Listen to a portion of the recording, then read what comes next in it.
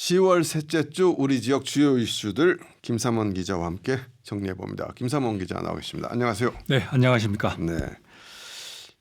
이번 주 우리 지역 네. 어떤 이슈들이 있습니까? 네, 우선 전라남도가 오늘부터 24일까지 일정으로요 화랑 훈련에 돌입합니다. 네.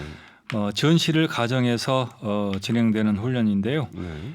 저 중심은 정부와 군 그리고 전라남도입니다. 화랑 훈련에 대해서 잠깐 설명을 네. 드리자면은요.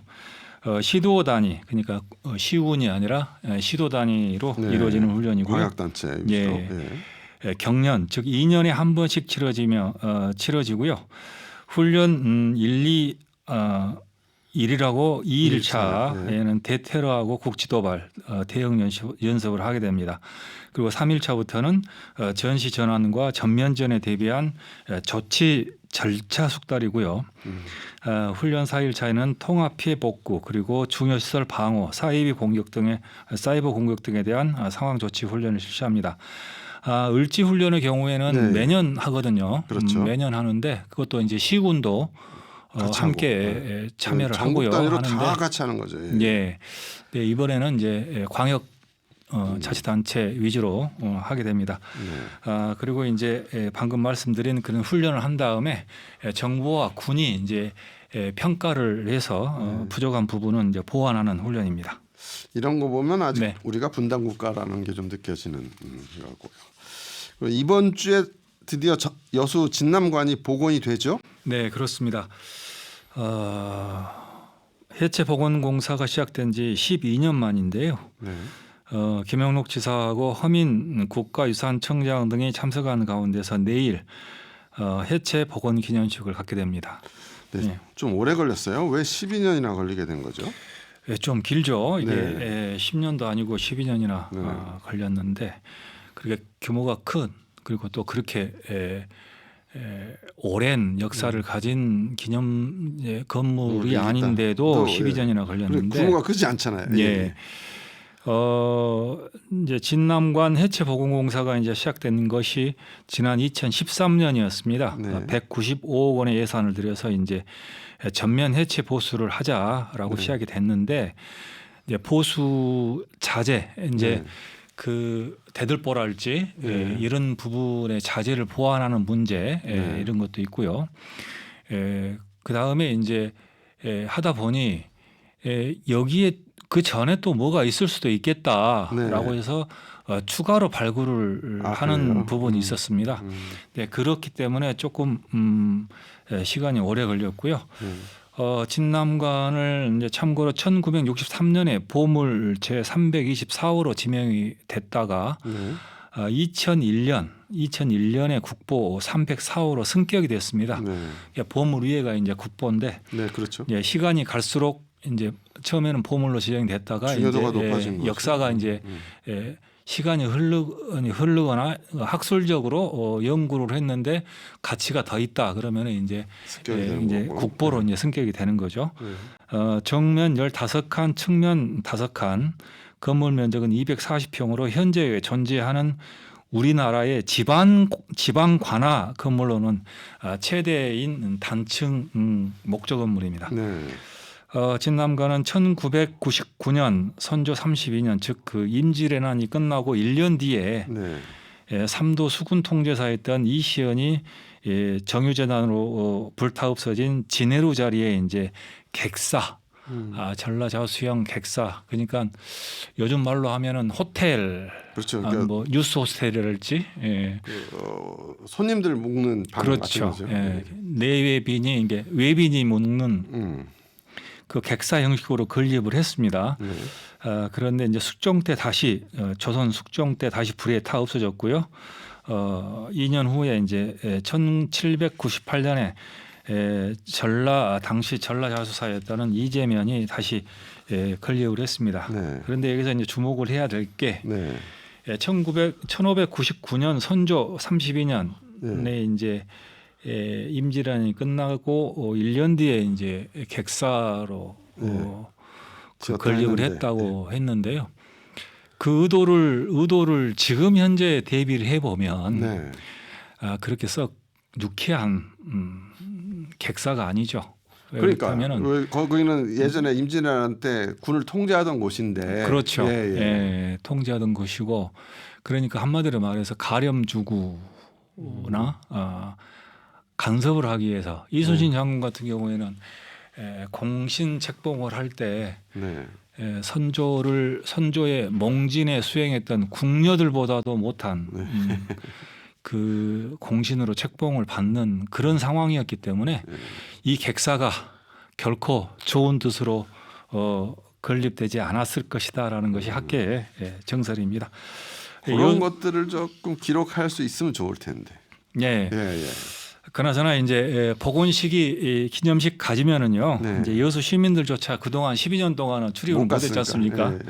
예. 이제 여수의 역사이자 가장 으뜸인 관광지로서 역할을 담당하게 될 것 같습니다. 예. 그리고 이제 이번 주에는 우리 동북권의 뭐 경제나 축제 행사가 많이 열릴 것 같습니다. 네. 어떤 행사들이 열립니까 동북권에? 지금 철강 산업이 중국에 이제 저가 공세하고요. 미국의 고율 관세 그리고 이제 엎친 데 덮친 격으로 이제 유럽 연합마저 쿼터량을 넘어선 철강에 대해서 50%의 관세를 부과를 하겠다라고 방침을 밝혔어요. 그래서 따라서 이제 광양이 굉장히 그 경제적으로 이제 어려움이 예상되고 진행되고 있는데요. 이제 여수 석유화학도 지금 굉장히 그렇죠, 힘들지 안 좋죠. 않겠습니까? 그래서 이제 전라남도가 이제 광양을 산업위기 선제 대응 지역으로 지정을 해달라고 건의를 했었어요. 네. 그래서 이제 정부가 이제 내일 광양에서 화요일에 현지 실사를 합니다. 과연 정말 위기냐라는 부분을 이제 실제 조사를 할 예정이고요. 그리고 이제 전라남도가 동북권 경제인하고 기업인들을 초청해서 선옥함 여수에서 2025년 변화를 선도하는 경제마당이라는 행사를 가질 예정인데 뭐 특별한 것은 아니고요. 전라남도 각 실국장들도 대거 참여를 해서 애로사항 등을 수렴할 예정입니다. 또 수요일에는 김영록 지사 주재로 여순 사건 제15차 실무위원회와 하고요. 더울 김용옥 교수가 이제 강연에 나서는 동학 농민혁명 제조명 국제학술대회가 동부청사에서 오전 오후 이렇게 잇따라 열릴 예정입니다. 그렇군요. 이제 방금 이게 동학 농민혁명 예. 국제학술대회가 이제 열린다고 말씀을 드렸는데 그러니까 전남도와 예. 어느 정도 관계가 있는 건지. 지난 주에 이제 전라남도는 이와 관련을 해가지고 1894년 그 동학 농민 전쟁 당시에 고흥에서 이제 두 개의 그 동학 농민군 훈련소가 운영이 됐었어요. 그래요? 운영이 됐었는데 그 중에 한 곳 훈련 대장을 했던 이제 그 오은영 접주, 그러니까 접주라는 게 동학에서의 그 어떤 그 연락책 총책이라 그럴까요? 어떤 지역의 총책이라고 할 수 있는데 그 훈련 대장을 했던 오은영 접주의 이제 묘소를 처음으로 확인을 했습니다. 확인을 하고 또 검증도 했고요. 이제 이 오유영 접조는 그 훈련 대장도 했고 그러면서 이제 순천 영호도소 농민군과 함께 섬진강을 중심으로 해서 일본군과 치열하게 그 전투를 벌이기도 한 사람입니다. 요거 이 사람 묘소를 뭐 어떻게 그 동안에 이제 없었죠. 이제 있는지를 몰랐다는 거죠. 실체가 어디에 있을지를 몰랐죠. 그런데 이제 우리 여기 순천 6 지역구인 그 신민호 전남 도의원 있지 않습니까? 그분이 제보를 했어요. 전라남도에.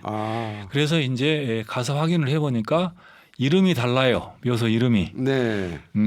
여기는 오윤영으로 이제 그 문헌 기록에는 오윤영으로 기록이 돼 있는데 묘비에는 오영영으로 기록이 됐었습니다. 그래서 이제 그걸 추적을 해보니까 당시에 이제 그 가문에서 화가 미칠까 봐서 이름을 바꿔서 한 겁니다. 있겠네요. 그래서 이제 최종적으로 이제 그 조사위원회가 검증을 검증을 했고요. 했겠죠. 했습니다. 예. 그리고 이제 문화유산 같은 걸로 이제 지정하고. 문화유산으로 이제 지정을 할 예정이고요. 네, 또 어떤 행사? 이제 내년에 이제 여수에서 세계 섬 박람회가 열리지 않습니까? 예. 그래서 이제 그 종합 실행 계획을 영역을 줬는데 이제 최종 보고회가 수요일 날 모레 네, 여수시청에서 열립니다. 네. 그래서 이제 여수 세계 섬 박람회 일정과 행사 등 그 종합적인 마스터 플랜이 네. 확정될 것으로 보이고요. 네. 같은 광양에서는 목요일에 여수 광양 항만공사에서 여수 광양항 북극 항로 추진위원회가 열립니다. 네. 전라남도하고 이제 항만공사 관계자 등이 이제 참석할 예정인데 이제 그 이재명 정부가 들어선 이후 네. 청취자 여러분도 북극 항로에 대한 많은 항로에 얘기를 좀 대해서 들었을 거예요. 그 해양수산부의 부산 이전 네. 외에는 그 후에 그 후속 네. 그 정책이랄지 시책은 아직 들어본 적은 없으실 겁니다. 네. 이제 왜 그러냐면 정부에서 답답한 게 네. 북극 항로는 러시아를 주로 상대를 하기 위한 것이거든요. 그렇죠. 유럽을 연결하고 네. 그러는데 지금 러시아하고 우크라이나하고 전쟁을 계속 하고 있어요. 네. 그리고 러시아에 대한 제재가 계속되고 있습니다. 유럽연합하고 미국의 그 제재가. 네. 그러다 보니까 우리가 선뜻 러시아에 손을 벌릴 수가 없는 상황이에요. 네. 그러니까 이제 그 전쟁이 끝나 봐야 네. 조금 좀 구체화되지 않겠느냐 그런 생각이 드는데 이 때문에 이제 섣불리 이재명 정부에서도 정책을 내지 못하고 있고요. 네. 이제 그 이 추진위원회에서는 일단은 이제 전라남도가 그 북극 항로 전남의 북극 항로에 참여는 에너지를 중심으로 LNG랄지 시베리아의 그 화석 연료를 이제 우리가 광양항으로 가져오겠다. 그 항로를 뚫겠다라는 것이 이제 주 목적이고 그걸 내세우고 있는데 이제 그에 따라서 이제 묘도의 LNG 저장 시설이랄지 이런 부분의 진척 사항 등을 좀 점검할 것으로 전망이 되고요. 이번 주에는 남도 영화제도 열리죠. 시즌 2. 예, 광양에서 이제 열리는데 시즌 2 광양입니다. 이게 뭐 다른 지역에서 열리면 이제 남도 영화제 시즌 뭐 이제 그럴 텐데요.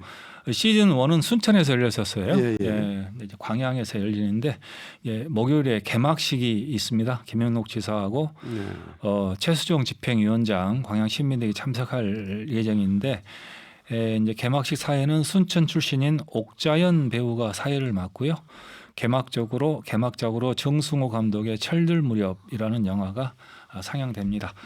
그리고 이제 27일까지 12개국, 12개국의 81편 작품이 상영될 예정이고요. 마지막으로 이제 전남도 의회가 오는 목요일에 제 394회 임시회 2차 본회의를 갖고 폐회할 예정입니다. 지난주에도 이 임시 얘기를 잠깐 했는데 그때 뭐 이 임시는 그렇게 중요한 회의는 아닐 거다 했는데 뭐 좀 갈등이 있었다는데 무슨 얘기입니까? 갈등이라기보다는요 한 가지 문제가 이제 발생을 했는데 전라남도 의회 의원들이 이제 문제를 제기를 했습니다. 어떤 내용이냐면 전라남도 기획행정위원회가 이제 지난 15일 회의를 열었어요. 열었는데 이제 거기서 이제 전라남도가 상정한 광주 전남 특별광역연합 규약안에 대한 심의를 했습니다. 심의를 하는데 이제 의결을 하지 않고 보류를 하기로 결정을 했어요. 광주 전남 특별광역연합은 이제 제가 이 시간에도 설명을 드렸습니다만은 이재명 정부의 5극 3특 국가 균형 성장 전략에 따라서 이제 광주 전남이 공동 현안을 효율적으로 추진하기 위해 구성하는 협의체거든요. 협의체인데 이제 거기에 양시도의 이제 공무원들이 이제 동수로 파견돼서 근무하고 실무를 담당할 예정입니다. 그러기 위해서는 양시도의 이제 조직 구성 등을 담은 규약안을 만해서 양시도 의회에 이제 승인을 받아야 되거든요. 그래서 이제 도의회가 못마땅한 건 뭐예요? 제출을 했는데 어떤 부분을 지적을 했냐면은요. 조금 수기 과정이 없이 너무 촉박하게 구성만을 추진하고 있다. 너무 절속으로 하는 거 아니냐라는 것이 이제 줍니다. 이건 모든 사람들이 문제 삼는 건데 아무튼 이건 그렇고. 그리고 이제 이제 의원들은 이제 정부가 이제 국정과제 이제 발표 이후에 단시간에 이제 그 협의체 추진을 했고요. 그에 따라서 행정예고나 의회 보고, 도민 의견 수렴 모두 형식 수준에 그쳤다고 이제 실타를 하고 있습니다. 실제로 전라남도는 지난 8월 13일에 국정 발표 과제 발표 이후에 2주 만에 8월 27일에 광주 전남 특별 광역연합 추진 선포식을 개최를 했고요. 규약안에 대한 행정예고는 원래 20일을 해야 되는데 10일만 단축해서 실시를 했습니다. 또 이제 하나 문제가 광역연합회 의원들, 그러니까 이제 각 이제 양시도 의회에서 이제 의원들이 참여를 하거든요. 공무원만 파견되는 게 아니고 의원도.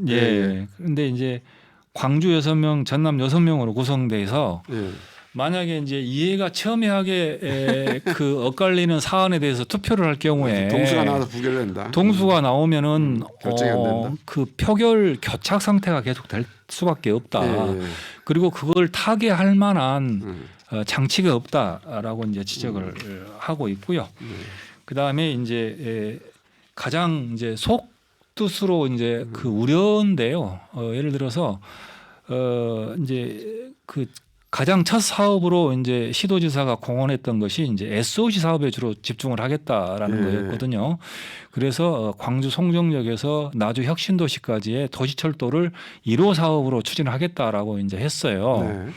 그러다 보면 전남 입장에서는요, 만약 그 섬과 섬을 연결하는 연도교랄지 연륙교, 예를 들어서 또 보성 순천을 연결하는 전라선 구간, 이런 부분의 조기완공 같은 경우에는 광주는 관심이 없다 보니까 이 부분을 그 전남만 손해 보는 거 아니냐. 광주하고 광주 인근에 있는 전남 시군들만 인프라만 조성이 가능하지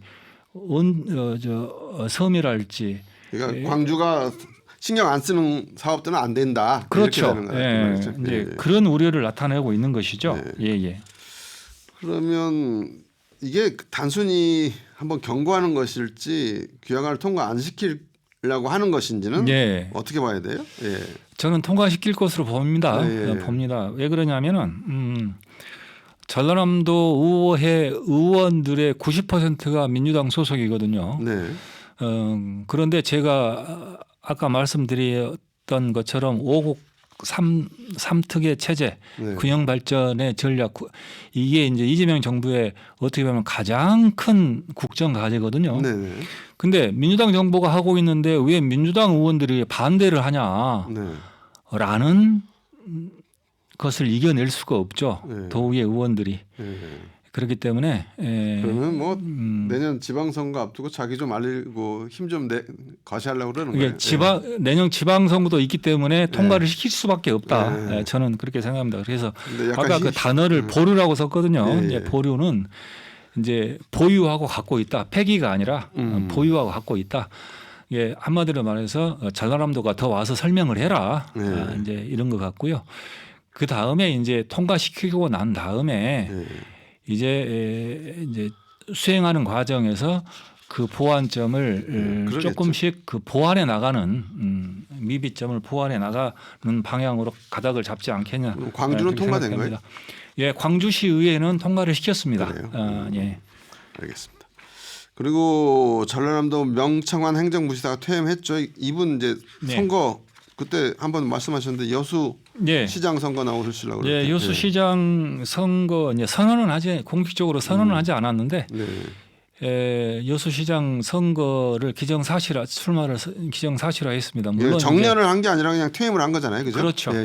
아직 이제 몇 년 한 남았는데. 2년 남았는데요. 2년 남았는데 일단 이제 선거를 위해서 나가는 거죠.